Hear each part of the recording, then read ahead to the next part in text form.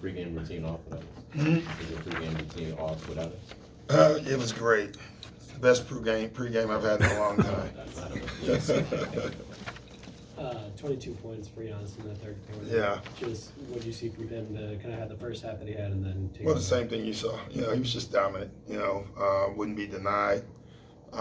We talked about it at halftime, like getting our spacing right. I thought the second half our spacing was unbelievable. If they came, we found shooters. If they didn't come, they had to deal with Giannis. So I love that. I thought, the turnaround in the second half, we started playing a little bit of defense. We got physical. I thought the first half we were just no point of contact. They were backing us down in the paint. They were getting whatever they wanted. I thought second half on, we met them with resistance and the game changed. That being said, even with the 22 from Giannis in the third quarter, you enter the fourth down 3. Yeah. When he comes back in, you're up 4. Huge. That was a huge lift. I mean, Giannis, it's funny, Brook kept us in the game in the first half. Giannis kept us in the game in the third quarter. And then that second unit, that group we had on the floor, took the lead.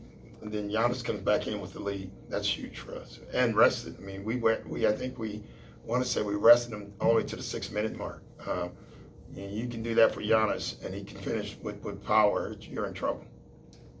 Giannis has often said throughout his career, like, him being aggressive doesn't always mean he's got to take 10 shots, whatever, maybe. No. But sometimes, doesn't a superstar just need to do that? Like, it depends on the night, you're right. But I think Giannis did it the right way. Like, he wasn't forcing anything. He was getting to the basket.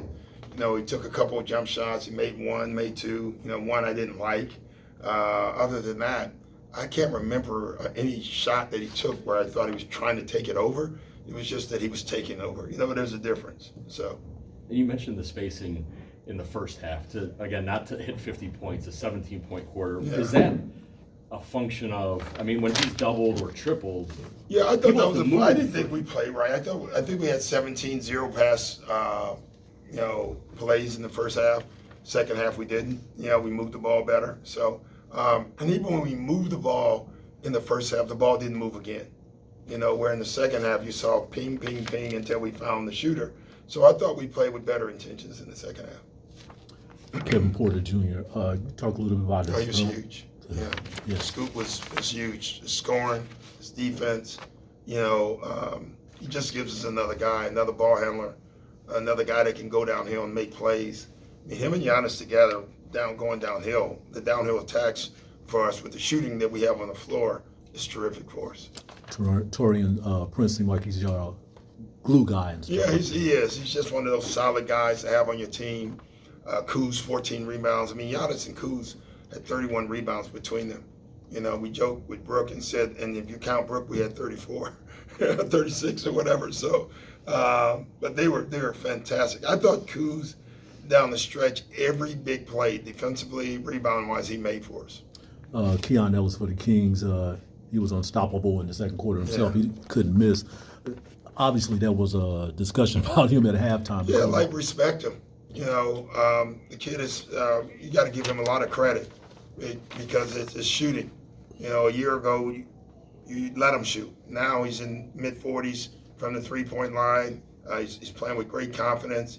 That's a kid, I don't know him, but I gotta assume that kid puts in work because you don't improve that quickly without spending hours in the gym. Good to see you, sir. Mid-March, that time of year when, belief, confidence, identity become more and more important as you guys get closer to the playoffs. Where is that at? Yeah, it's there. It'd be nice to get whole, no Dame right now, no Bobby, no Jericho. So we're missing, we literally are stuck with 1-5 on the floor.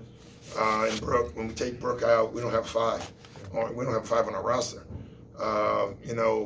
So we are not going to be able to have that March, melding because some of these guys aren't going to play, Right.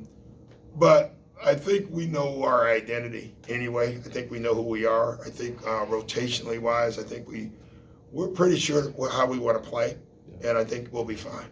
You've talked about it a lot in the past, but when Giannis does what he did tonight in the third quarter, is it another night where you just look around and say, is there anybody better? Yeah, I always say, I say now, is anyone noticing? Because you never hear his name. Right. You know, you don't. I mean, he just keeps getting these numbers, and you just never hear, you know, MVP. You never hear Giannis's name. Like it's you know, it's voter fatigue. I guess I don't know what it is, but he's just he's Groundhog Day. I mean, he does it every night, and I guess that's boring. Right. Not for me.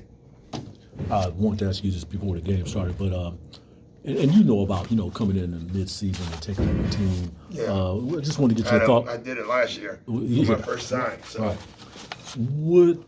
What type of job you think that Doug is doing? He's Under doing the a terrific circumstances? job. I mean, it's a tough situation.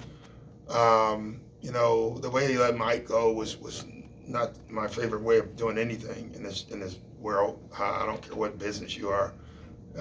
Just think you got to treat your employees better. And then making their key guy, they move, and Doug has to absorb that trade. Letting Fox go, bringing LaVine in, and trying to rebuild the team. So I think he's had a lot on his plate, and he's doing a very good job. Thanks, guys. Thanks, Coach. All right.